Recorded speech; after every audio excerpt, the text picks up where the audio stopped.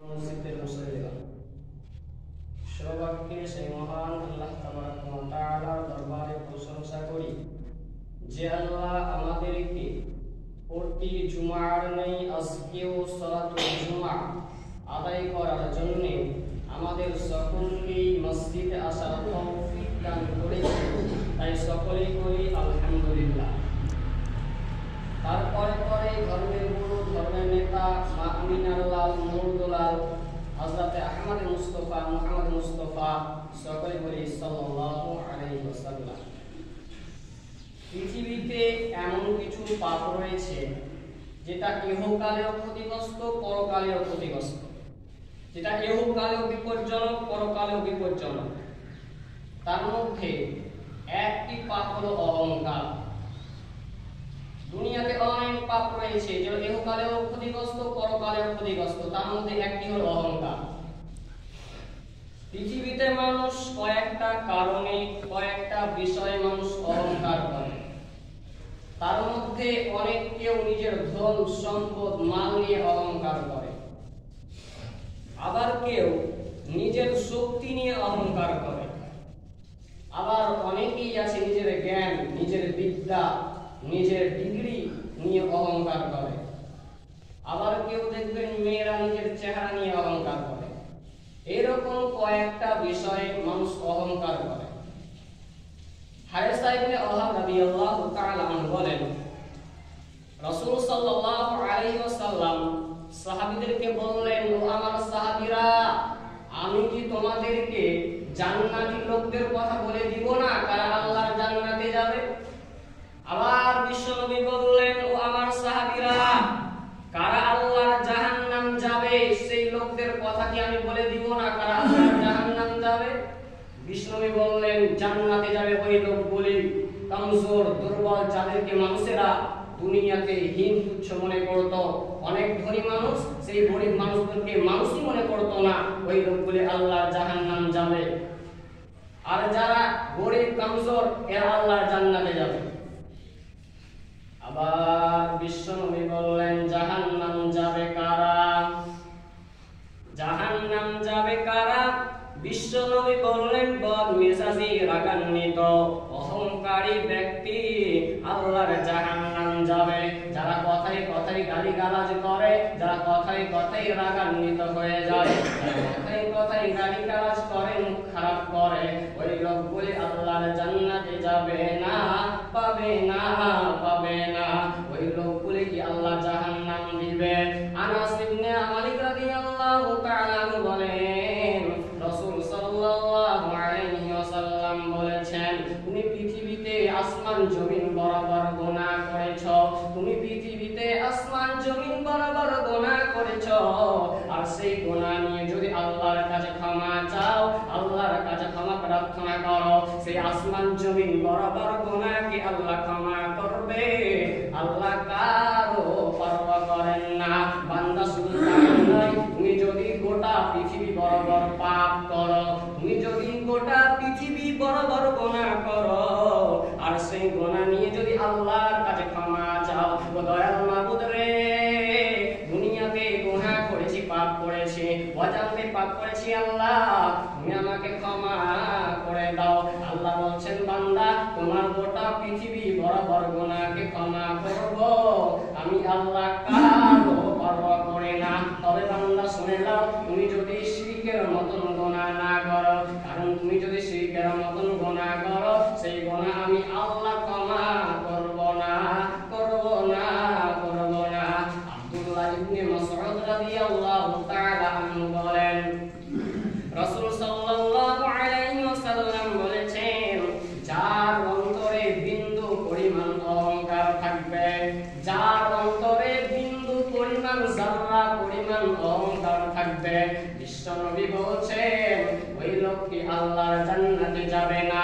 আবার বিশ্বনবী বলছেন, যার অন্তরে বিন্দু পরিমাণ ঈমান থাকবে, যার অন্তরে বিন্দু পরিমাণ, যারা পরিমাণ ঈমান থাকবে, ওই লোকটা আল্লাহর জাহান্নাম যাবে না, ওই লোকটা আল্লাহর জান্নাতে যাবে। কোরআনের ভিতরে আল্লাহ বলছে, ওয়ালা তুসাইর খাদ্দাকা লিন-নাস ওয়ালা তামশি ফিল আরদি মারহান ইন্নাল্লাহা লা ইউহিব্বু কুল্লা মুখতারিন ফাখর। ও পৃথিবীর মানুষের দল, তোমরা দুনিয়াতে অহংকার করে চলিও না, তোমরা দুনিয়াতে অহংকার করে চলিও না।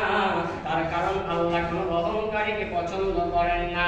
পৃথিবীতে আল্লাহ মানুষ সৃষ্টি করেছেন, এই মানুষের মধ্যে কাউকে সাদা, কাউকে কালো, কাউকে ধনী, কাউকে গরিব, কাউকে বেশি শক্তি দিয়েছে, কাউকে কম দিয়েছে। অতএব অহংকার করা চলবে না, স্বয়ং কেউ সম্পূর্ণ নয়। এই অহংকার সম্পর্কে বিশ্বনবী জনাবে মুহাম্মদুর রাসূলুল্লাহ সাল্লাল্লাহু আলাইহি ওয়াসাল্লাম কঠিন হুঁশিয়ার দিয়েছেন।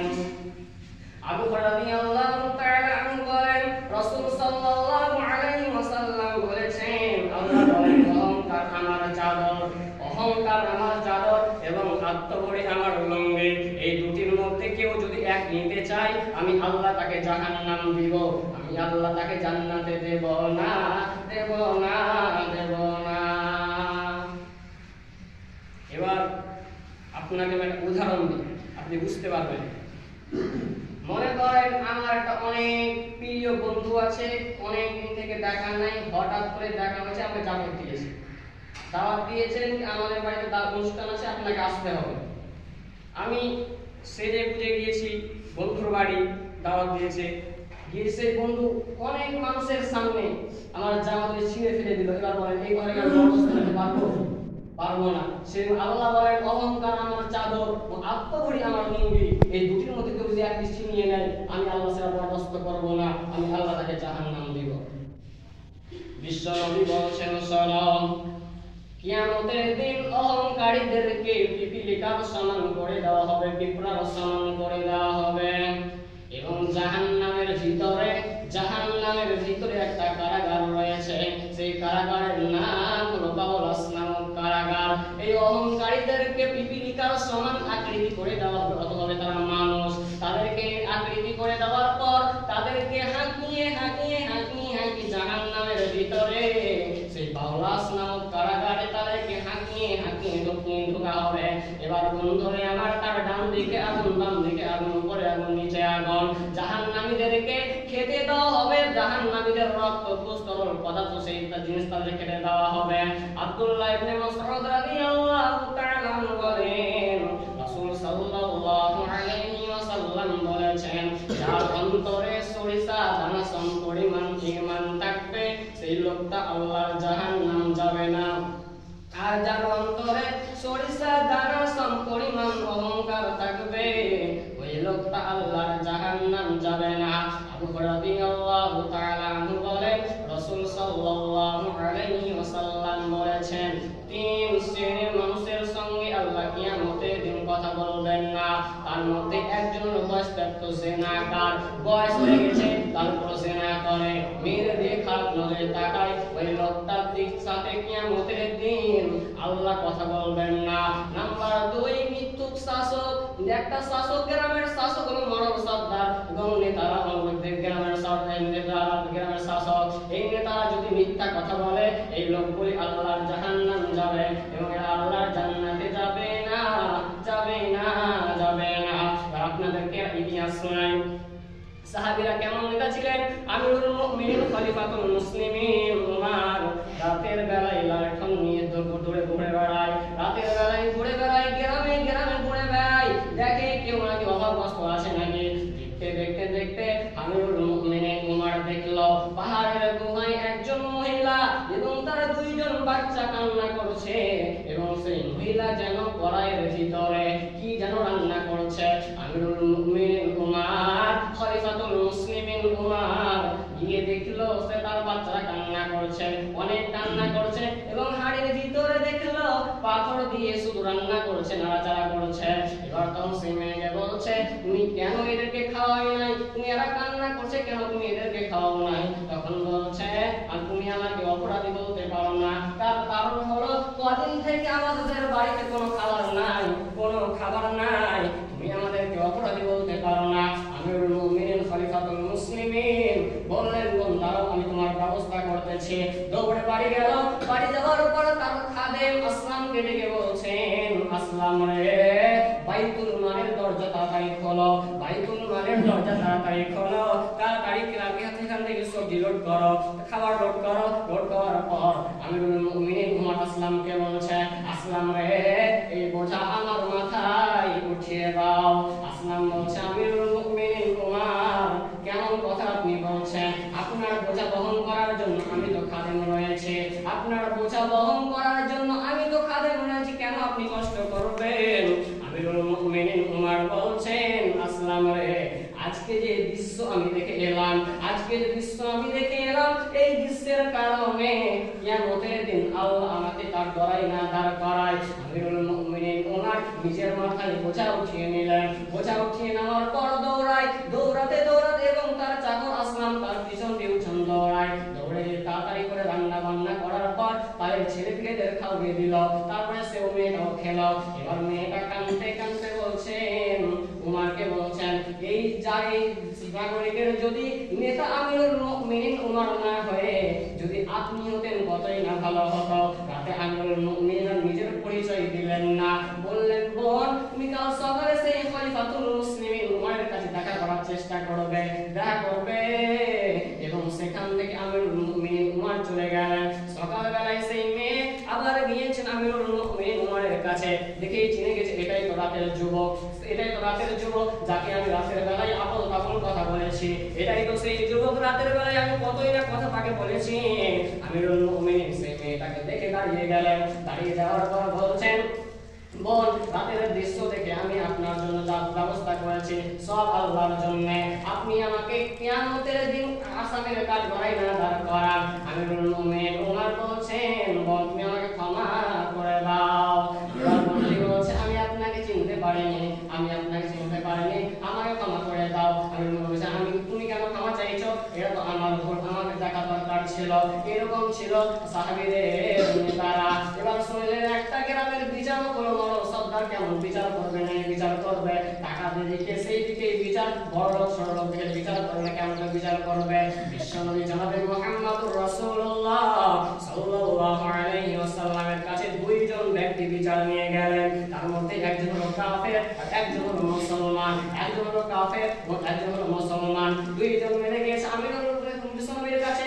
বিশ্বনবী জনাবে মুহাম্মদ রাসূলুল্লাহ সাল্লাল্লাহু আলাইহি ওয়াসাল্লাম বলছেন, একটা বিচারের ছানি নিয়ে এসে বিচার করে দাও, বিচার করে দাও।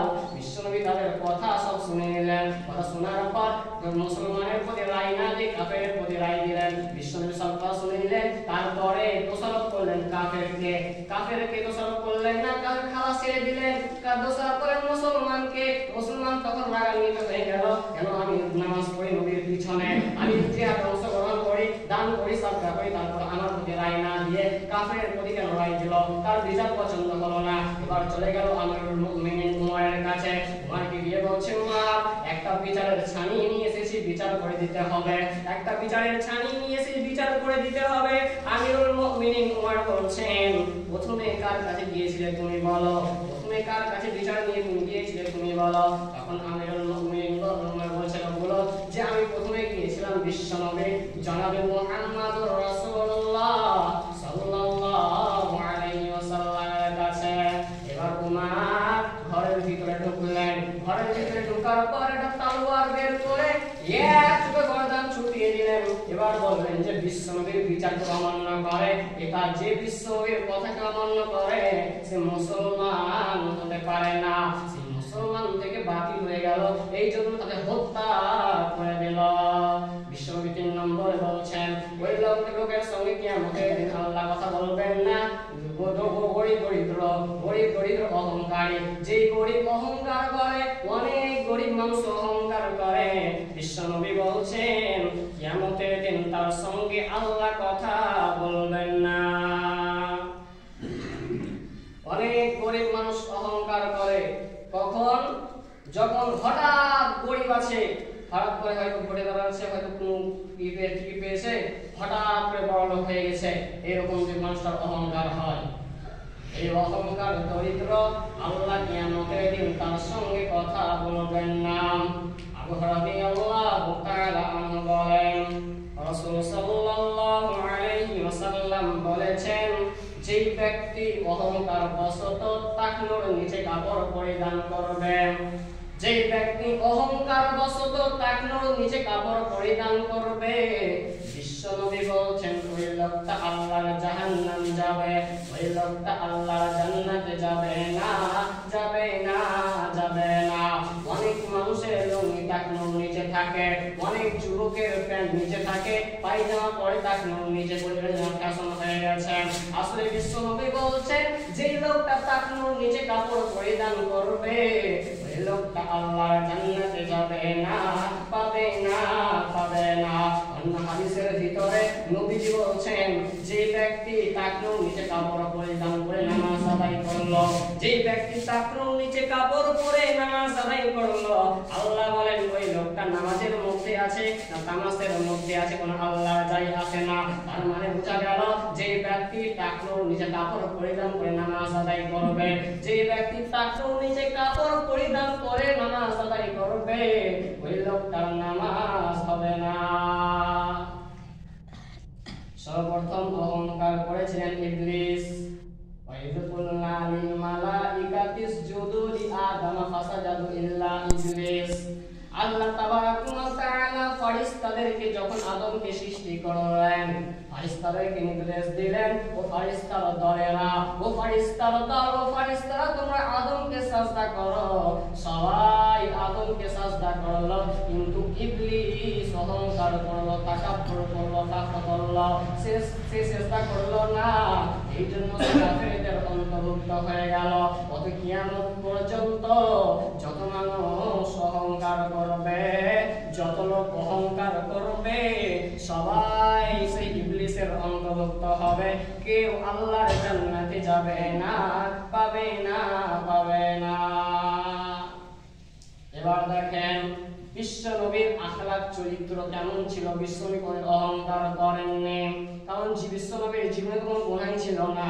বিশ্বনবী এত বড় নেতা, নবী হয়েও কোনোদিন অহংকার করেনি। একটা মানুষ সম্পর্কে যেই ব্যক্তি সব থেকে তার বিষয় ভালো জানবে সেটা হলো তার স্ত্রী। তার স্ত্রী তার যে ভিতরের কথা বাইরের কথা সব জানতে পারবে, এবং তার স্ত্রী এমন কোনো পৃথিবীতে নেতা নাই যে বলবে আমার দিনের আলোতে যে আচরণ তোমরা আমার ভিতরে দেখতে পাবে, রাতের আধারে যে আচরণ আমার ভিতরে দেখতে পাবে, সব মানুষদেরকে খুলে খুলে বলে দাও। কিন্তু বিশ্বনবী জনাবে মুহাম্মদুর রাসূলুল্লাহ সাল্লাল্লাহু আলাইহি ওয়াসাল্লাম তার স্ত্রীকে বলছেন আমার দিনের আলোতে এবং রাতের আধারে যে আচরণ তোমরা আমার ভিতরে দেখতে পাবে, দিনের আলোতে এবং অন্ধকারে যে আচরণ তোমরা আমার ভিতরে দেখতে পাবে, সেই আচরণ তোমরা মানুষের কাছে খুলে খুলে বলে দাও। কিন্তু একটা স্ত্রী সব থেকে ভালোবাসে তার স্বামীকে, কিন্তু স্বামীর উপরে ঈমান আনতে পারে না। কিন্তু বিশ্বনবী জনাবে মুহাম্মদুর রাসূলুল্লাহ সাল্লাল্লাহু আলাইহি ওয়াসাল্লাম যখন নবী হলেন, নতুন নবী হয়েছে, এবার স্ত্রীকে বলছে আমি নবী হয়েছি, আল্লাহ আমাকে নবুয়ত দিয়েছে। সাথে সাথে স্ত্রী ঈমান আনলেন, আশহাদু আল্লা ইলাহা ইল্লাল্লাহু ওয়া আশহাদু আন্না মুহাম্মাদান আবদুহু ওয়া রাসূলুহু। দ্বিতীয় নম্বর, যে ব্যক্তি ওই ব্যক্তি সম্পর্কে যে সব থেকে বেশি জানবে সে হলো তার খাদেম, চাকর। সে তার খাদেম ছিল হযরতে যায়েদ বিন হারিস। যায়েদ বিন হারিস চাকর ছিলেন। ছোটবেলায় 8 বছর, কোন জায়গায় 10 বছর বছরের সময় সে ছিনতাই হয়ে যায় ডাকাতের দল। একটু আপনাদেরকে বোঝানোর জন্য ঘটনাটা বলেন। যখন যায়েদ 8 বছর কিংবা 10 বছর বয়স, কোথাও 8 বছর কোথাও 10 বছর এসেছে, কোথাও যখন 8 বছর বয়স তখন তার মা এবং খালার কাছে ছিল। এবার বলছে নানি বাড়ি যাব। ছোট ছেলে যখন নানির কথা শুনলো, ছোট ছেলে বুঝতে লাগলো নানির বাড়ি যাবে। এবার একবার খালার হাত, একবার মার হাত, একবার খালার হাত, এরকম করে বাগান দিয়ে যাচ্ছে, রাস্তা দিয়ে যাচ্ছে। এমন সময় ছিনতাইয়ের দলেরা, লুটারের দলেরা সেই যায়েদকে ছিনতাই করে ডাকাতি করে নিল। এবার ডাকাতের দল তাকে বিক্রি করার জন্য নিয়ে গেল মাদিনার বাজারে। মাদিনার বাজারে যখন বিক্রি করার জন্য নিয়ে গেল। সেই জামানায় মানুষ বিক্রি হতো, খাদিম বিক্রি হতো, যায়েদকে বিক্রি করার জন্য মদিনার বাজারে নিয়ে যাওয়া হলো। এবার কিনলেন খাদিজার ভাতিজা কিনলো যে খাদিজাকে গিফট দিবে বলে, যে খাদিজা একাই আমি একে দিব, তার সঙ্গে একা তার সময় টাইম পাস করবে। এবার তখন তার ভাতিজা তাকে যায়েদকে কিনলো। এবার যায়েদকে কেনার পর তার ভাতিজা খাদিজা রাদিয়াল্লাহু তাআলা আনহাকে যায়েদকে দিয়ে দিল। এবার যখন খাদিজা বিশ্ব নবী জনাবে মুহাম্মদুর রাসূলুল্লাহ সাল্লাল্লাহু আলাইহি ওয়াসাল্লামের সাথে যখন বিয়ে হয়ে গেল, তখন খাদিজা বিশ্ব নবীকে যায়েদকে দিয়ে দিলেন। বললেন ইয়া রাসূলুল্লাহ, যায়েদ তো আমার কাছে ছিল, আমার তোমার সঙ্গে এখন বিয়ে হলো, এখন তোমার যা কিছু প্রয়োজন পড়বে, কখনো উজুর পানি, কখনো জামা কাপড় নিয়ে আনার দরকার হবে, এই যে আমি যায়েদকে তোমাকে দিয়ে দিলাম, এই যায়েদ তোমাকে সব কামে সহযোগিতা করবে। এবং যায়েদ থাকতে লাগলো বিশ্ব নবী জনাবে মুহাম্মদুর রাসূলুল্লাহ সাল্লাল্লাহু আলাইহি ওয়াসাল্লামের কাছে।